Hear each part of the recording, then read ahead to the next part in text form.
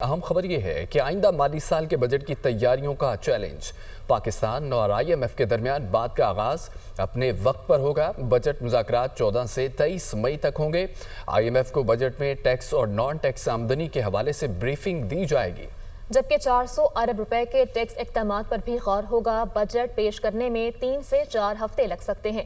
امریکہ کے ساتھ تجارتی مسائل جلد حل ہو جائیں گے۔ پاکستان کا ہدف امریکہ سے کپاس، سویابین اور ہائیڈرو کاربنز کی درآمدات میں اضافہ ہے۔ بھارت کے ساتھ سیز فائر کا خیر مقدم کرتے ہیں۔ بھارت کو یک طرفہ طور پر معطل سنتاس معاہدہ بحال کرنا ہوگا۔ پانی کو ہتھیار کے طور پر استعمال نہیں کرنا چاہیے۔ پاکستان کی زرعی زمینوں کا 80% انحصار دریائے سندھ پر ہے۔ وفاقی وزیر خزانہ محمد اورنگزیب کا برطانوی میڈیا کو انٹرویو۔ آئندہ مالی سال کے بجٹ کی تیاریوں کا چیلنج پاکستان اور آئی ایم ایف کے درمیان بجٹ مذاکرات 14 سے 23 مئی تک ہوں گے۔ آئی ایم ایف کو بجٹ میں ٹیکس اور نان ٹیکس آمدنی کے حوالے سے بریفنگ دی جائے گی۔ 400 ارب روپے کے ٹیکس اقدامات پر بھی غور ہوگا، جبکہ بجٹ پیش کرنے میں 3 سے 4 ہفتے لگ سکتے ہیں۔